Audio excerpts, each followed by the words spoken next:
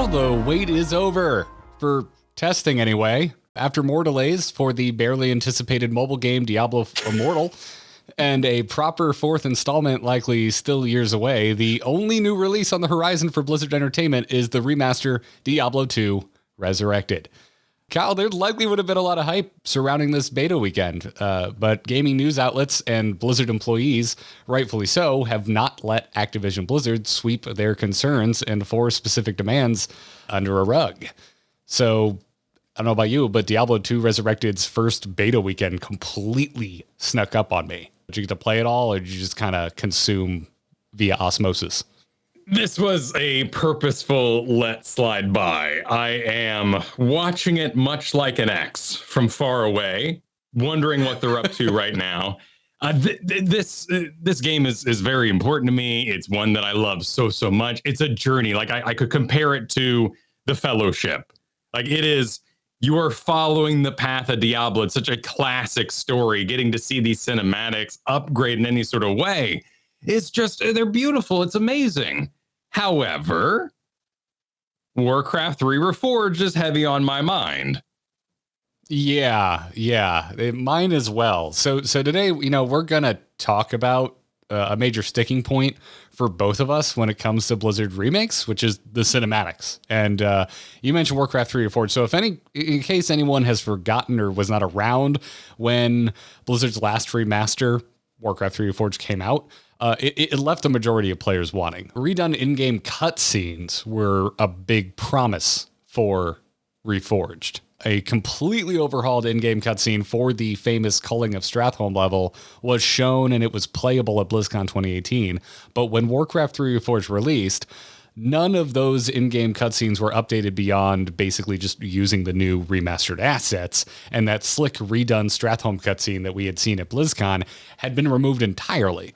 So this combined with an aged gameplay experience made for a lackluster release. I mean, I hated Warcraft 3 Reforged. I thought it was absolute garbage. When you and I live streamed over last February's BlizzCon, which seems like 7 years ago at this point, I had some choice words for the announcement of Diablo II Resurrected. You, by contrast, actually seemed pretty excited, but like guarded excited. And you said something that stuck with me, that for you, promising all redone cinematics, which was a promise that was made about Diablo II Resurrected, was something that you didn't trust Blizzard to follow through on and is essentially a make or break for you. So, now we have seen two completely redone cinematics from Act 1 and Act 2 of Diablo 2 as a result of the closed beta this past weekend. What do you think about that? Is your hope or is your trust restored? Okay, allow me first to jump past again my Warcraft 3 Reforged disappointment. Diablo has a very strong fan base. It is a computer-based fan base, but so is Warcraft. So I can't come up with any world why Warcraft 3 Reforged, that became the World of Warcraft, didn't have redone cinematics. These are beautiful. Frankly, my only complaint is some things were more disturbing in the old graphics. I think that's fair. I think that's, but like for me, it's the humans were more disturbing because they had oh my God, dude, a side-by-side comparison of these cinematics is borderline hilarious. Because the humans, they're more terrifying than the demons. They have like straight up like melted putty face. They do, but this would be my only direct comparison that I would actually complain about is that Marius looks more out of his mind crazy when he's twitching in old graphics. And when his face doesn't move, probably because of the limitations of the time, he seems more out of his gourd. Other than that, I think they're beautiful. And I am actually understanding some plots in the story, such as Tal Rasha's prison lighting up with runes, because frankly, in the old graphics, I had no idea what was going on there. I mean, this really, kind of watching these in my head, I was like, all right, let's compare them and see if they look better. Very quickly, my brain just went, yeah, there's no comparison. The new ones look infinitely better. What I kept getting hung up on was, as someone who only played the demo of Diablo 2 when Diablo 2 was new, I know jack all about Diablo 2's story. Like my onboarding process with Diablo happened with Diablo 3. I have very little experience with Diablo 2. So I was watching the cinematics being like, why is Tyrael such an absolute dickhead? Well, that's to be revealed. There is a problem in that room, and Tyrael is not a dickhead. Okay, yeah, because I'm like, yeah, Tyrael, woo! Like, much beloved, super nice character from Diablo 3, and in this first cinematic, he's so mean. Do you want spoilers? No, I don't want spoilers. No. Okay. No. All right. I just figured they had decided to completely rewrite Tyrael as a character come Diablo 3. And I'm fine that being my assumption for now. My only other critique of these would have to be that I thought the green energy was the limitation of the time. I didn't realize he was actually supposed to be doing green energy blasts out of his body. I thought that of all the things I thought were kind of cheesy and should be upgraded, the green. However, that's still missing the point that it's the exact audio. It's playing at the same time. It is the sounds, the voices that I'm so familiar with. In fact, last night I found out that Marius is actually played by the 1960s Riddler from the old Batman show. Oh, Adam West?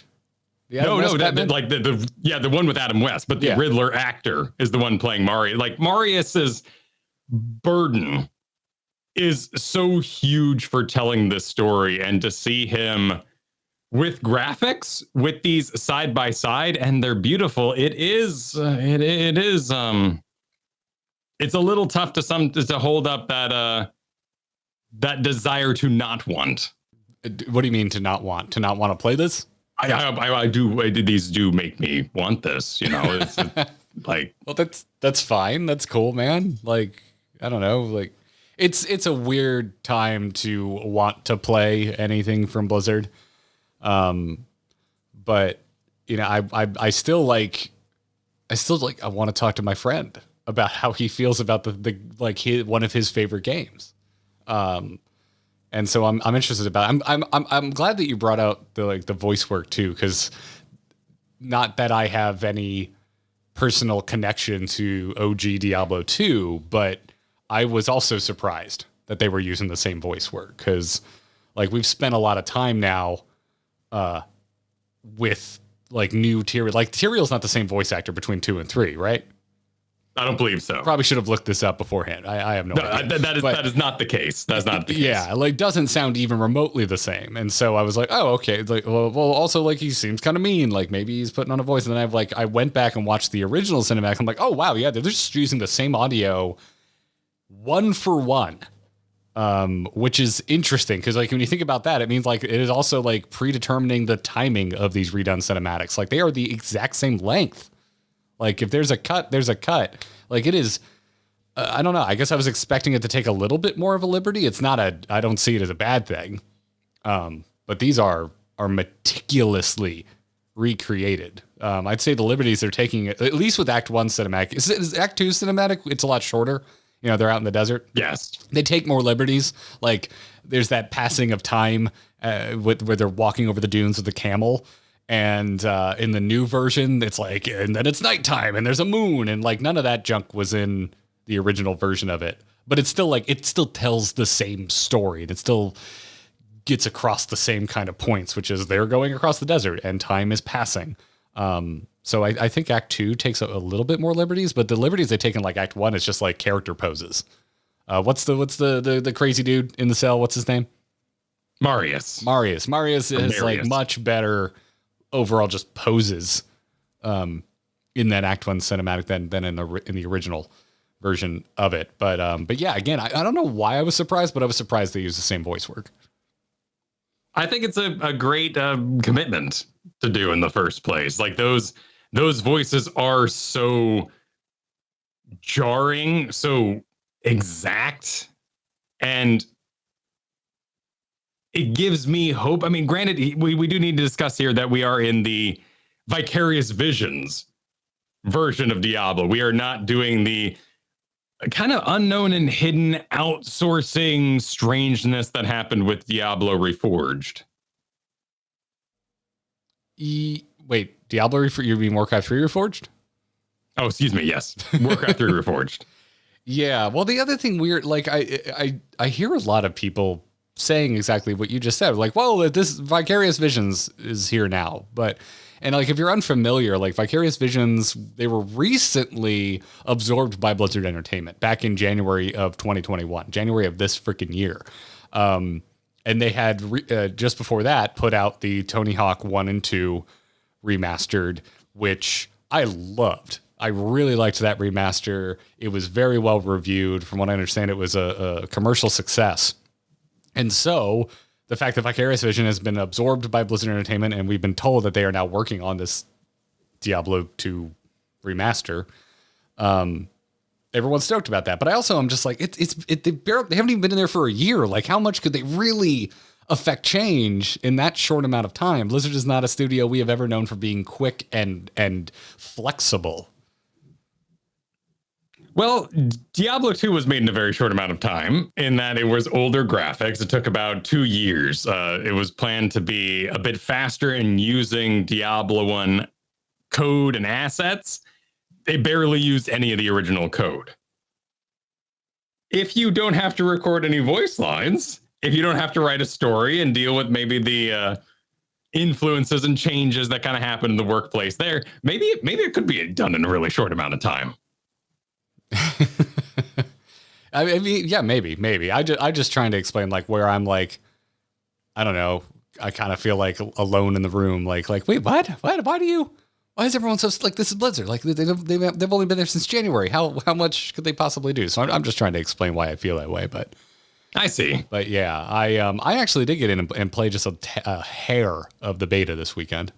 I was surprised to find that I was even in because I haven't pre-ordered. I went and checked my account. And I was like, oh, sweet, I'm in. I gotta say, man, I think I need to play with you or somebody that can kind of explain to me how you actually play this janky ass game. Because it controls like shit. The stamina bar might be a little outdated. Honestly, that part didn't bother me. I thought it was going to. I thought it was going to bother me, and I was surprised that it didn't. Like the stamina, I think, is pretty generous out the gate. In that game. But the amount of times I swung at a quill beast, whatever the hell those little shits are called, and missed because they were running away from me, and you have to stop completely when you swing. I was just like, God, this feels old. No, yes. Okay, I can't argue with that. If you were just going to say this feels bad, I was going to say, hey, this is coming from the guy who played World of Warcraft who had to level up their weapons. I mean, you miss sometimes. Sometimes things get parried by things that don't have shields. This is just older video game logic. But there is a certain amount of frustration with the misses. A lot of them are audio cues as to what is actually happening with your character. I doubt the interactions have been massively upgraded to tell you visually how you're hitting or missing.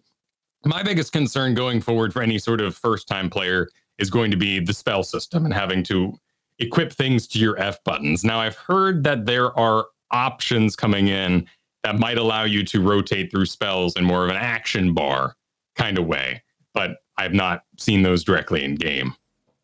Yeah. I don't know. I really barely dipped my toe in and went, I'd rather play this with a friend who's really into this and kind of I'd like to let my friend who's a Disney nut bring me around Disney World kind of a thing. Sure. Absolutely understandable. Yeah. But back to the cinematics, they look great. I know you like talking monster designs, and I'm gonna give you one here, man. You know this. I usually hate skeleton-ass skeletons. I hate skeleton-ass skeletons? They're just so typically. I find them so boring. Like it's just. I mean, you did go to art school, so I understand you've drawn a few thousand in your days. You might be bored of even seeing the human form. It's just I've always considered it lazy monster design. Like give me some rot and some tendons. Like make it. And I kind of dig them now. I think I'm coming around. Like when all the skeletons came out of the friggin' fire here, I'm like, yep, okay, cool. Like there's something about just a plain skeleton as a monster that feels like classic fantasy horror to me now. I think I've seen enough. I think I've been beaten down into liking normal skeletons as a monster design. It might even be a rejection of zombies over the years. We've seen too many zombies. We're like, hey, that's fresh. Look at that. No flesh. You know, I'm doing. think you're onto something there. I think you're onto something. It's like, oh, there isn't flesh. It's not another Walking Dead wannabe that's going to go on for too long and bore me. You see just a normal skeleton with a weapon. You go, oh, we're in fantasy. We're not in post-apocalyptia.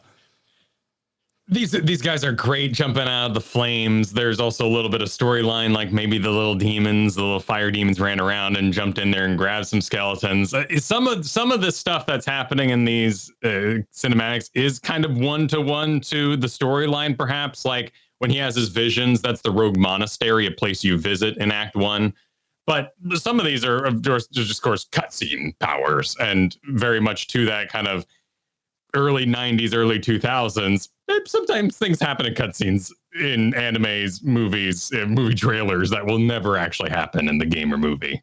Well, yeah, that makes a lot of sense.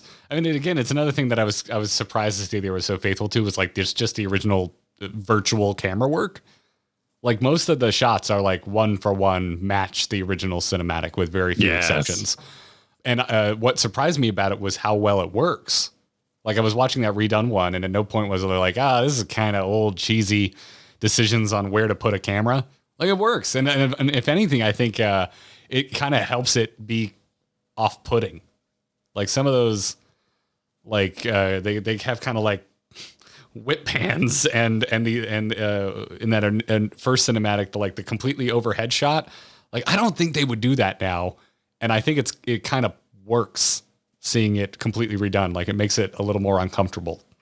To me, it's that old Star Wars power where you were so squeezed by your limitations that you had to get creative. And here you can just imagine that Marius and everyone in this bar is about to explode into graphics and fall apart like putty. So they have to put the camera in these dark settings, hide it around corners, block half of it with a pillar just so the thing holds together. However, it makes it unnerving that the camera angle from below, from above, at a slightly side angle, it all kind of makes your brain go, something's not right in this room. Yeah, I agree. The other thing I thought like that struck me too is someone who up until very recently was playing modern World of Warcraft. There's a lot of unique assets in these cinematics. Interesting. How do you mean? I don't know if you followed along, but with the last World of Warcraft cinematic or expansion, Battle for Azeroth, they had a lot more cinematics than we're used to. Usually we get our launch cinematic and that's it, right? For a game like World of Warcraft. But in BFA, they like told this whole story of forgettable orc man. Sourfang and Sylvanas, like they told that whole story in actual cinematics, not in-game ones, but like the high res, the hype Blizzard cinematics. And but it was like, as cool as that was, it kind of felt like we still kind of knew what characters were going to show up because they were almost all reused from the launch cinematic. The one exception being that we got like a new Thrall model. So like there's a scene in one of the cinematics with Anduin. Anduin appeared in the opening cinematic for BFA. Then there's a scene later on where undead assassins show up, but there were undead models in that BFA cinematic. So it kind of felt like we knew what the toy box they had to play with. Whereas this, like I was watching the Diablo II Resurrected, the Act 1 specifically, and it's like, boy, they had to make this creepy gut-dragging demon for this one scene. I don't know. To me, it just seemed like it was a lot of unique assets that they had to make. Yeah, in fact, a lot of this story is told in the following of the path of Diablo. So there is a model of the Wanderer, the hooded figure here, once in the game, but Marius, he never even shows up. And I'm not entirely sure that demon slug thing's in there in the first place. However, with Resurrected, it might actually exist. It just looks so different from above. That thing. Certainly, I don't remember any small flame imps. Yeah. That was another thing. I was like, oh, cool. I mean, they're basically silhouettes, even in the remaster. But whatever, it works. It looks good. So, yeah, I don't know. So it's working for you. It's making you actually want to play this thing. Yeah, absolutely. I mean,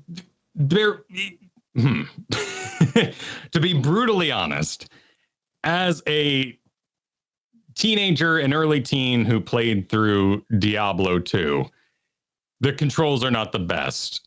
The story was told through, sometimes little interactions you would have. It was all voice work, but you have to go click on the NPCs.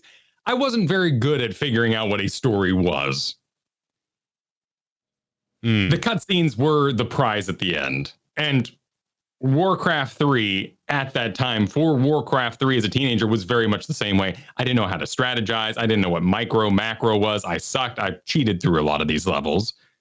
Same thing with StarCraft. Like, the cinematics were the treat at the end. It's why you played to see. We didn't have YouTube to go watch these in advance. However, of course, you could open the game files and go find the little video and just play it for yourself. Eventually, I found out. The fact that they're actually redoing these cinematics means they freshened up the treats at the end. There's actually cookies at the end of the blood draw. There's actually a barbecue at the end of the 5K. There's something worth playing through the game again for. So my only lingering concern, and I wonder if you share this, is am I actually going to enjoy playing through it at this point? Are there redeeming qualities to the old way that this plays? Because my initial toe dip into that, it was not great. Well, there's several gameplay things that we've already kind of discussed a little bit that are going to hold you back, like the lack of an action bar, perhaps. The way that the spells interact with each other isn't very apparent all the time.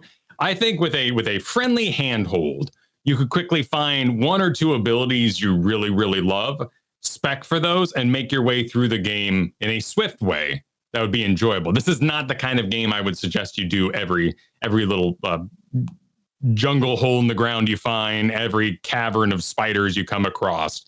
Like, stick to the story. And if you need to, then kind of like maybe you would play a JRPG, go back, hit the boss and say, wow, I'm under leveled. Let's now go back because I'm enjoying this game and get a little bit of gear and try that boss again. Okay. Yeah, it's definitely piqued my interest, because I feel the same way like you do, because Warcraft 3 was that for me, where I just wanted to get through and see the next cinematic, because I wasn't really sure what I was getting into with Warcraft 3. That was the first true RTS I beat. And I didn't know you could tell stories like that in an isometric game like Warcraft 3 at the time. And so I am more I'm definitely leaving this beta weekend more interested in playing than I thought, but barely, because that gameplay is just like, I don't know about this. But like I said, I just left going, yeah, I need my buddy to take me around the theme park that they love. Like, that's what I need. That's fair. Yeah. So that's kind of where I'm ending in that. So really what I'm doing, Kyle, is I'm sitting here waiting to see a tweet from you going, hey, I pre-ordered. And I'm like, all right, I'm in. Nope. I'm done with pre-orders. That is a stance I am taking strong. My previous pre-orders were Mass Effect Andromeda and then Warcraft 3 Reforged. Not the best track record, mind you. I'm so sorry. I could have picked better things to pre-order. It's like I pre-ordered a tire fire. Yes, I did not make smart choices, perhaps, but I'm going to wait for reviews. I want to see. I don't want an experience. Ultimately, it's an experience I know I could have right now, and if it's the exact same gameplay, the graphics work for me, and they sit on top or below my imagination. I don't need the improved graphics to enjoy the game that I play every year. So wait and see, and I could, in my own sort of silent protest, play through the file I already own, and then queue up YouTube every time I beat an act, and then go watch the new cinematic. I'm telling you right now, I wouldn't be able to do it. Because they do have a button. They have a button like the Halo 1 remaster, where you just hit a button and it goes back to the old graphics. Perfect. Nope. I can't do it. I can't. It looks terrible. Don't think there's anything redeeming about it. And so in that way also, I got to give a hat tip to them on the actual remastering of every single thing in that game. Cause it does look good. It does look good. I will give them that. It holds the mood. Yeah. And the mood is so important here. We'll talk about more on that when the game actually comes out. See if we actually want to play it or not. Well, all right, that's it. That's all there is about Diablo 2 Resurrected at this time. The only new release for, I don't know, the next 10 years for Blizzard Entertainment. What do you think? Seems that way. Well, they did push back Immortal to 2022. If you think of that as a release. Yeah. That's an interesting one. Everyone I've talked to that's played it is like, yeah, it's good. But I still haven't heard anyone that's played it be like, it's amazing. It's gonna set the world on fire. I think it's just gonna be a solid mobile game. Yes. Which puts it in its own classification for me. Yeah, absolutely. So, well, anyways, if you want to write in, be a part of the show, this is at the time still going up on our Into the Nexus podcast feed. So write in itncast@gmail.com. If you're watching on YouTube, please like and subscribe for more videos like this. If you're listening to it on a podcast feed, please subscribe to that feed. I know you can stream them, but it actually does help if you subscribe to a podcast feed. So whatever you're listening to it on, please hit that subscribe button. But that's going to wrap it up for this inaugural breakout of us covering gaming news. So hope you enjoyed what we're tentatively calling Nexus Gaming News. And until next time, good luck and have fun. Take care.